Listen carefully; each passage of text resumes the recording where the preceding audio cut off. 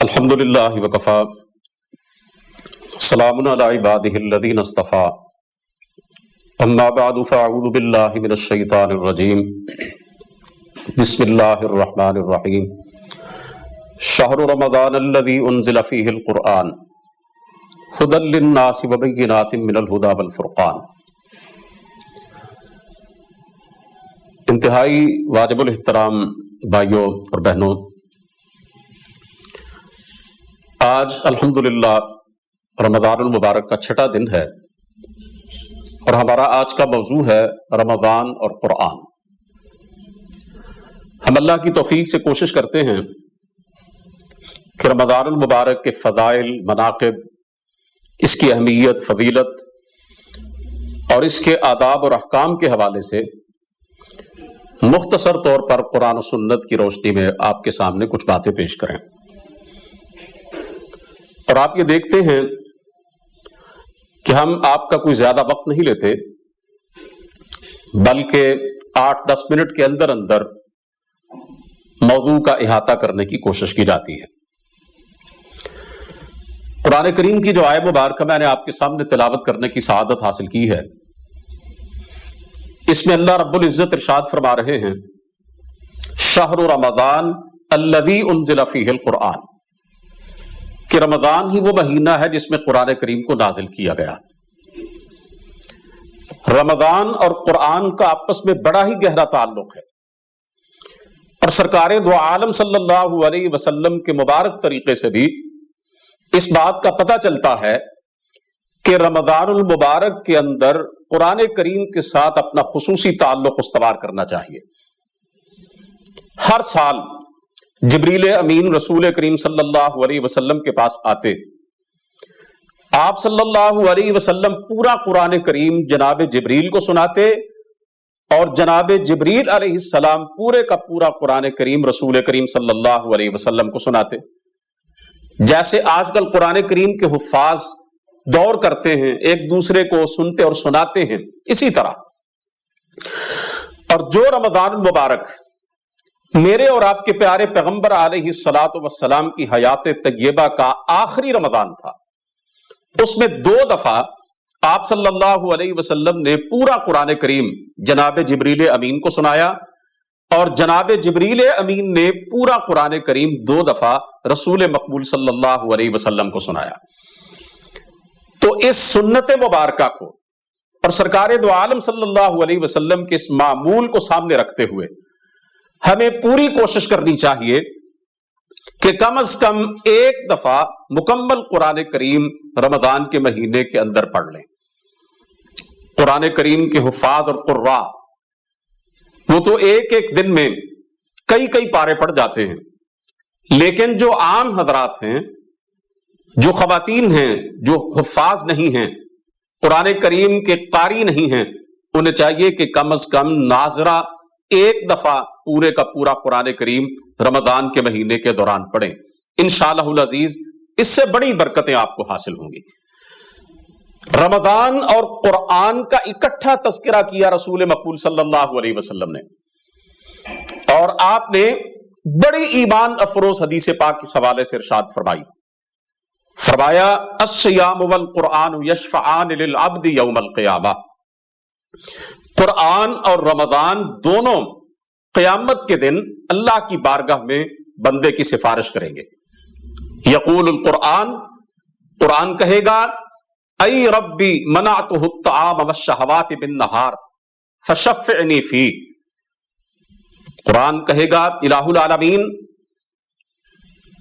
یعنی رمضان کہے گا، روزہ کہے گا کہ الہ العالمین میں نے تیرے اس بندے کو دن کے اوقات میں کھانے پینے سے اور خواہشات سے روکے رکھا، الہی اس نے میرا بڑا احترام کیا، اس نے میرا ادب جو تھا اس کا بڑا خیال رکھا، یا اللہ اس نے مجھ سے وفا کی، آج میں اسے تنہا نہیں چھوڑوں گا، میں بھی اس سے وفا کروں گا، الہ العالمین میں اس بندے کی سفارش کرتا ہوں، یا اللہ تیری بارگاہ میں اس کی شفاعت کرتا ہوں۔ پھر قرآن کہے گا، یقول القرآن ای ربی منعتہ النوم باللیل، کہ یا اللہ میں نے تیرے اس بندے کو، یہ جو تیری بارگاہ میں کھڑا ہے، اسے راتوں میں سونے سے روکے رکھا. یہ جاگتا تھا، مجھے پڑھتا تھا، مجھے سنتا تھا، یہ میرا ساتھی تھا، یہ مجھ سے محبت کرتا تھا، مجھ سے پیار کرتا تھا، مجھ سے وفا کرتا تھا. یا اللہ اس نے دنیا میں مجھے تنہا نہیں چھوڑا تھا. الہی میں بھی اس کا حق ادا کرنا چاہتا ہوں، میں تیری بارگاہ میں اس کی سفارش کرتا ہوں. رسول کریم صلی اللہ علیہ وسلم نے فرمایا فیشفعان، رمضان اور قرآن دونوں کی سفارش اللہ رب العزت کی بارگاہ میں قبول کی جائے گی اور بندے کے گناہوں کو مالک کی طرف سے معاف کر دیا جائے گا.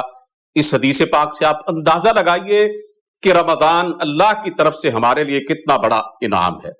قرآن کریم پروردگار کی طرف سے ہمارے لیے کتنا بڑا انعام ہے. جو بھی رمضان اور قرآن کے ساتھ وفا کرے گا، رمضان اور قرآن اس دن اس کے کام آئیں گے جب ماں باپ، بیوی بچے، بہن بھائی، دوست احباب، قوم برادری، خاندان سب ساتھ چھوڑ جائیں گے.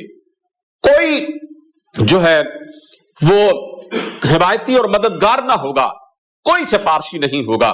اس کڑے وقت میں اور اس ہولناک ماحول میں رمضان اور قرآن بندے کی سفارش کر کے رب کی بارگاہ میں اس کی شفاعت کر کے اس کو بخشوائیں گے. رسول کریم صلی اللہ علیہ وسلم نے فرمایا اقرأ القرآن فإنه يأتي يوم القیامت شفیعا لأصحابہ. لوگوں قرآن کریم پڑھا کرو کیونکہ قرآن کریم روز قیامت بندے کی شفاعت کرے گا، بندے کا سفارشی بن کر آئے گا. آج بدقسمتی کے ساتھ میں بڑے دکھ سے یہ عرض کرنا چاہتا ہوں کہ ہمارے معاشرے کے اندر قرآن کریم سے بے رغبتی اپنے عروج کو پہنچ چکی ہے، قرآن کریم سے بے اعتنائی اپنی انتہا کو پہنچ چکی ہے. زندگیاں گزر جاتی ہیں لیکن قرآن کریم پڑھنے کی توفیق نہیں ہوتی. پورا سال گزر جاتا ہے، قرآن کریم کی چند آیات تلاوت کرنے کی توفیق نہیں ہوتی. آج موبائل کا دور ہے، ہر ایک کے پاس موبائل موجود ہے. میرے بھائیوں اور بہنوں، ہم میں سے جب بھی کسی کے موبائل پہ کوئی میسج آتا ہے، کوئی SMS آتا ہے، جب تک ہم اسے پڑھ نہ لیں، سمجھ نہ لیں، ہمیں چین نہیں آتا. یہ دنیا کے معمولی سے پیغامات کے ساتھ ہمارا رویہ ہے. ہمیں غور کرنا چاہیے کہ قرآن کریم کی صورت میں اللہ حکم الحاکمین کی طرف سے، رب العالمین کی طرف سے، مالک ارض و سما کی طرف سے، اس کائنات کے سچے شہنشاہ کی طرف سے جو پیغام، جو SMS ہمارے نام آیا ہے، کبھی ہم نے دیکھا کہ اس پیغام کے اندر ہمارے لیے کیا لکھا ہے؟ ہمارے رب نے ہمارے لیے کیا بھیجا ہے؟